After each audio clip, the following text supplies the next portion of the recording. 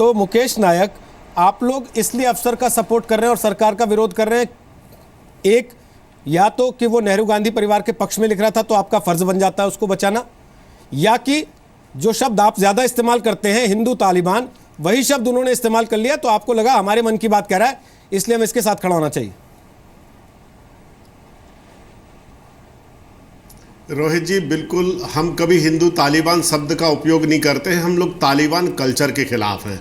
बात हो रही है ट्वीट पर, जो अधिकारी ने ट्वीट लिखा है, एक भारतीय प्रशासनिक सेवा के अधिकारी ने एक फेसबुक पर अपनी बात रखी है। उसमें नेहरू जी के दृष्टिकोण, उनकी उपलब्धियों के बारे में, उनकी वैज्ञानिक दृष्टि के बारे में लिखा है।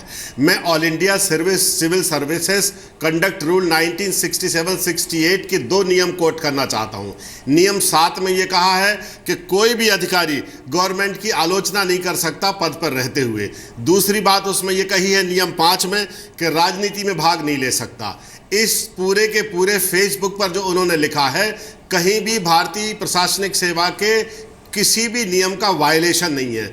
दूसरी चीज मैं ये कहना चाहता हूं कि आज एक कल्चर बन गया है पूरे भारत में कि आज़ादी की लड़ाई में भाग लेने वाले महान स्वतंत्रता संग्राम सेनानी, आधुनिक भारत के निर्माता नेहरू जी को दिन रात कोसते हैं भारतीय जनता पार्टी के लोग। मैं उदाहरण देना चाहता हूं किस तरह से मध्य प्रदेश में ब्यूरोक्रेसी का निजीकरण किया जा रहा है, ब्यूरोक्रेसी को पर्सनलाइज किया जा रहा है, एक विशेष विचारधारा के तहत काम करने के लिए उनको बाध्य किया जा रहा है। मैं जरा आप कैमरा जूम करें, मैं एक पत्र आपको दिखाना चाहता हूं। यह है एक पत्र जो सारे मध्य प्रदेश के अधिकारियों को भेजा गया है। ये ध्यान से देखिए आप, इसमें ये लिखा गया है कि कोई भी सरकारी कर्मचारी आरएसएस की शाखाओं में जा सकता है, उस पर कोई प्रतिबंध नहीं है। और ये पूरा का पूरा परिपत्र एक आईएएस ऑफिसर के पद पर रहते हुए जारी किया गया है।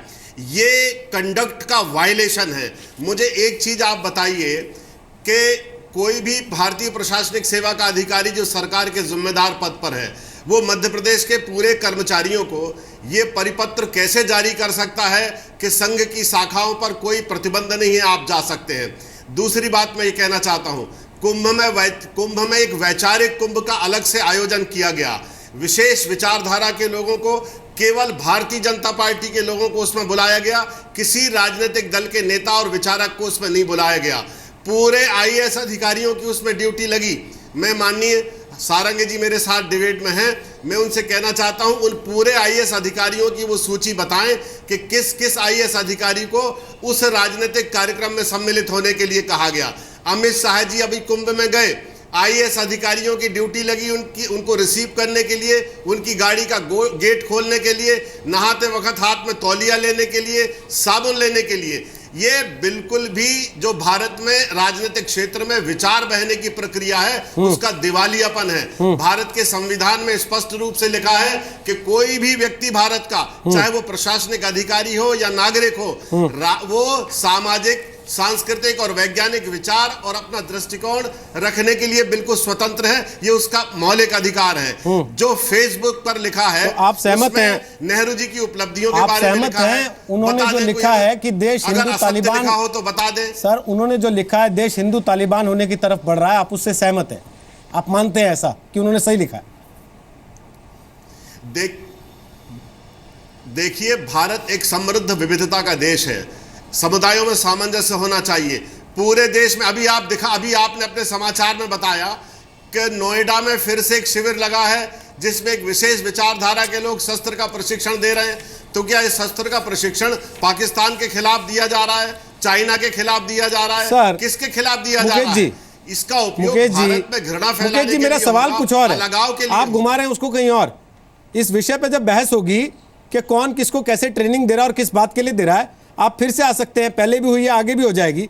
लेकिन मेरा सवाल यह है कि आप क्या उस शब्द से सहमत हैं जो उन्होंने लिखा?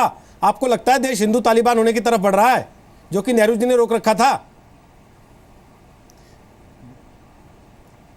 देखिए, जिस तरह से उग्र राष्ट्रवाद की परिकल्पना और उग्र राष्ट्रवाद की वैचारिक आंधियां भारत में चलाई जा रही हैं, वो ट्वीट बिल्कुल सही है। और इस तरह से उग्र राष्ट्रवाद देश के लिए घातक होगा और पूरी समरसता, समावेशी भारत और भारत की समृद्ध विविधता के लिए खतरनाक होगा। तो आप इसलिए बचा रहे हैं, किसी भी जाति समुदाय के लोगों को अपने विचार प्रकट करने का अधिकार है। ठीक, अब आपने मेरे पहले सवाल का जवाब दिया ना सर, कि आप उनके पक्ष में इसलिए हैं कि वो आपकी विचारधारा को प्रमोट कर रहे हैं। ठीक, अब आपने मेरे पहले सवाल का जवाब दिया। अब विश्वास सारंग, अब बताइए सीधे सीधे तौर पर, क्या इसलिए अफसर नप गए क्योंकि आपके विपक्ष की विचारधारा को प्रमोट कर रहे थे और आपकी विचारधारा को नहीं? नहीं रोहित जी, देखिए, मैं फिर अपनी बात पे बिल्कुल पूरी तरह से कायम हूँ और मैं जो काला जी ने जो बात बोली, मैं उस बात को का समर्थन करता हूँ कि मुद्दा ये नहीं है कि उन्होंने किसी की तारीफ की या नहीं की। मुद्दा यह है कि उन्होंने अपने इस बयान से कहीं ना कहीं समाज में कन्फ्यूजन क्रिएट करने का काम किया। जैसा मैंने पहले बोला कि जिस अधिकारी को अनुशासन बनाने का काम दिया गया था, उसने अनुशासनहीनता की। उन्होंने केवल सर्विस रूल का ही उल्लंघन नहीं किया, उन्होंने कहीं ना कहीं इस देश में सामाजिक समरसता को बिगाड़ने का काम किया, उन्होंने धार्मिक उन्माद फैलाने का काम किया। इसलिए जो कार्रवाई हुई है वो बिल्कुल ठीक है, बल्कि मैं तो ये मानता हूं कि कार्रवाई कम हुई है। यदि आप इसकी पूरी का पूरा यदि उठाकर देखेंगे, और मुझे तो लगता है कि पिछले 1 महीने की उनके फेसबुक के सब पोस्ट देखनी पड़ेगी। और जहां तक मुकेश भाई ने अभी बहुत अच्छे ढंग से एक पेपर दिखाया, उसको सुनते हुए लेट मी फिनिश कर लीजिए रोहित जी, लेट मी फिनिश। ठीक, कर लीजिए, लेट मी फिनिश। मेरा ये कहना है कि मुकेश जी ने अभी कहा कि संघ की शाखाओं में जाने के लिए उनको एक प्रकार से एनओसी दी गई है। तो मैं निवेदन करना चाहता हूं मुकेश भाई से कि संघ कोई राजनीतिक दल नहीं है। संघ इस देश की एकता, अखंडता को कायम रखने के लिए एक सांस्कृतिक दल है, सांस्कृतिक संगठन है और दुनिया का सबसे बड़ा सांस्कृतिक संगठन है। और गाहे बगाए मुकेश भाई इस बात को ऑनलाइन नहीं बोलेंगे, ये खुद संघ की शाखा में गए हैं, ये क्या बात करेंगे? और ये हमसे जब अकेले में बात करते हैं, संघ का समर्थन करते हैं। संघ इस देश की एकता, अखंडता को कायम रखने, इस देश की सामाजिक समरसता को बनाए रखने के लिए, इस देश में सांस्कृतिक राष्ट्रवाद लाने के लिए एक ऐसी संस्था है जिसने इस देश को सांस्कृतिक राष्ट्रवाद बीजेपी की पॉलिसी है, ठीक है, हमने मान लिया। तो संघ को लेकर इसमें सांस्कृतिक राष्ट्रवाद बीजेपी की पॉलिसी है, ठीक है, हमने आपकी बात को मान लिया। लेकिन नेता कुछ भी कहे, वो ये कह के बच जाता है कि ये मेरी निजी राय है। पार्टी ये कह के बच जाती है कि ये तो नेताजी की निजी राय है, पार्टी का इससे कोई लेना देना नहीं है। अफसरों को निजी राय की छूट नहीं है क्या? फेसबुक का अकाउंट वो सरकार से पूछ के बनाते हैं क्या? क्या वो उस पर लिखते हैं क्या कि मैं ये सरकार की नीतियों के प्रचार प्रसार के लिए अकाउंट बना रहा हूं? उस पर अपने परिवार की तस्वीरें तो शेयर करते हैं, अपने मन की बात ही तो लिखते हैं। वो निजी अकाउंट नहीं होगा क्या? रोहित जी, मुझे कुछ कहना है। रोहित जी, मुझे 1 मिनट कुछ कहना है। मुकेश जी कहिएगा, मैं विश्वास जी से पिछले सवाल का जवाब ले लूं पहले। सारंग जी ने ये कहा। सर एक बार विश्वास जी से मैं जो सवाल पूछ चुका हूं उसका जवाब ले लूं, फिर आप बोलिएगा। बोलिए विश्वास जी। अफसरों की निजी राय नहीं हो सकती। रोहित जी एक बार सवाल रिपीट करेंगे आप? सर मेरा सवाल ये था कि नेताओं की तो निजी राय होती है, वो कह के बच जाते हैं, पार्टी भी पल्ला झाड़ लेती है कि नेता की निजी राय है। अफसर की कोई निजी राय नहीं, फेसबुक अकाउंट उसका निजी अकाउंट होता है सर, सरकार से पूछ के नहीं बनाता वो। नहीं देखिए, नहीं रोहित जी बात यही आती है, बात मुद्दा यही है। यदि उनको अपनी निजी राय रखना है तो वो नौकरी से इस्तीफा दें, फिर उन पर कोई सर्विस रूल नहीं लगेगा, फिर उन पर कोई आचार संहिता नहीं लगेगी। नेता राजनीति छोड़ता है क्या? पार्टी के खिलाफ भी कोई बात कहता है और पार्टी कह देती है निजी राय है, तो मुद्दा तो यही है। नेता पार्टी छोड़ देता है क्या जब किसी बात पर विवाद होता है पार्टी से? देखिए नहीं मैं रोहित जी, ये देश संविधान के तहत चलेगा, ये देश नियम कायदों में चलेगा, ये हाइपोथेटिक नहीं चलेगा।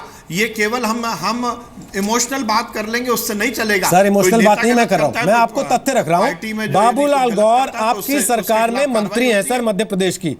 10 बार वो मुख्यमंत्री के खिलाफ बातें कहते हैं, उसके बाद भी वो मंत्री रहते हैं। उनसे तो इस्तीफा नहीं मांगते आप लोग? नहीं, तो ये तो पार्टी मेरा ये कहना है, ये तो हमारे पार्टी के अंदर जो नियम कायदे हैं उस हिसाब से हम कार्रवाई करेंगे। कांग्रेस के जो नियम कायदे हैं वो कार्रवाई करेगा। यदि कोई अधिकारी, एक आईएएस ऑफिसर है, तो उस पर जो नियम कायदे लगेंगे, यदि उसका उल्लंघन करेगा तो उस पर कार्रवाई होनी चाहिए या नहीं होनी चाहिए? मैं आपसे ये प्रति प्रश्न पूछना चाहता हूं।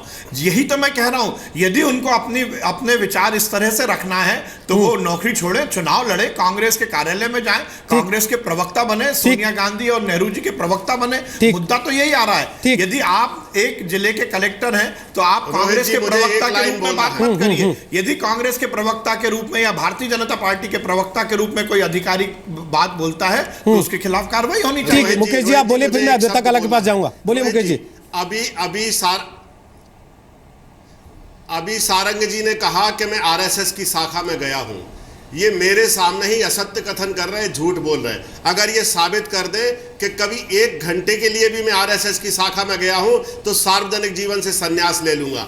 ये कह रहे हैं मुझसे कि व्यक्तिगत रूप से इनसे मिलकर मैं आरएसएस की प्रशंसा करता हूं। ये झूठ बोल रहे हैं। मैं इनका बहुत सम्मान करता हूं और सार्वजनिक रूप से इस तरह के इनके वक्तव्य के कारण मुझे दुख पहुंचा है और इनके प्रति मेरे मन में जो सम्मान की भावना थी वो कम हुई है। मुकेश जी आप लोग तो अगल बगल बैठे ना, आपस में मिल बांट के सुलझा लीजिए, क्योंकि देश इस वक्त एक बड़े विषय पे बहस कर रहा है, आपके निजी विषय पे बहस नहीं कर रहा।